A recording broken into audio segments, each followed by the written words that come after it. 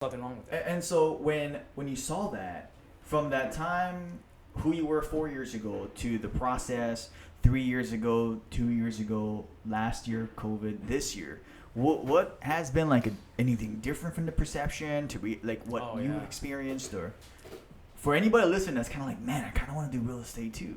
Like what he just said sounds awesome. Oh man. So for every 100 realtors, what do you think like that stick through it? Yeah, so that's such a great question, and that's actually what I ask myself all the time too. That's one of my things, right?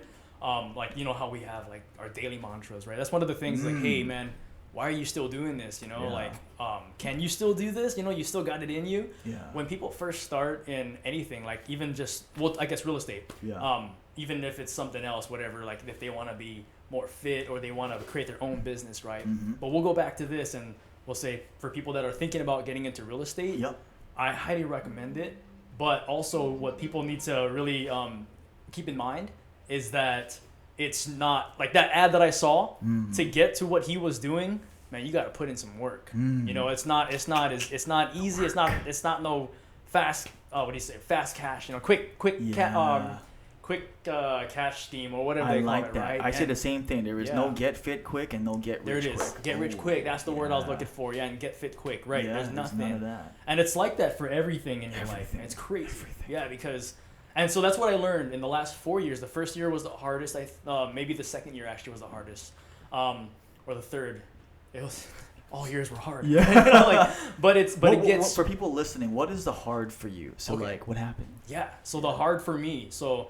First year, you know, because you got this pump, you know, you're highly motivated, you're like, oh man, and that's the biggest problem I think that I had, and what many people face is they have already the future in mind, and so they see that and they're like, oh man, when I get there, I'm gonna be so happy, but then when they soon realize, holy crap, I gotta work hard, you know, and then it crushes you. It's like, oh man, like I don't know if I want it that bad, you know. Right. So the hardest part for me was.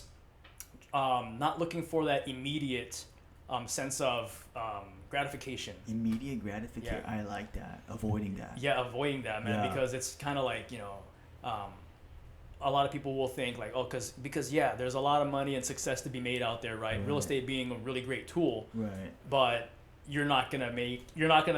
most agents in a year, and this is like, I don't know what the exact statistics are right now. The average statistics. But 4 years ago when I got into it, it was about 86% of all new realtors in the first year will not survive, right? And by that, I mean like they're done, like, oh, it's not going to happen. That's crazy. It's crazy, yeah, because it's not as easy as everybody thinks. Wow.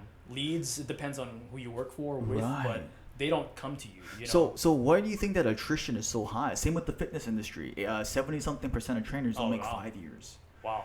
So what do you think that is? Like, is it cold calls, or is it knocking on doors, or leads, or like what do you feel like that is? The work, or it's the work. The work. It's the work, man. So a big thing, and in no way this is against or to like demean people who are working like 9 to 5s and, you know, in that corporate world. For sure. You know, because that's where we all come from. Right, you know what I mean? I worked for, I don't know if I can say this, the government for 7 years. You know what I mean? Oh yeah. And that was hard, man. Like 10-hour work days, but you get 4 days off, 3 days off, which was sweet. Right. You know, but that's what they sell to you.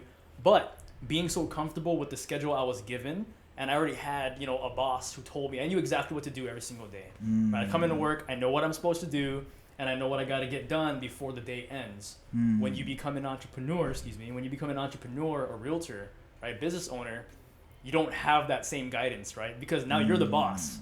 So you got to tell yourself, this is what you have to do. Yeah. And telling yourself you got to cold call people, you got to door knock on random strangers' doors to try and get business.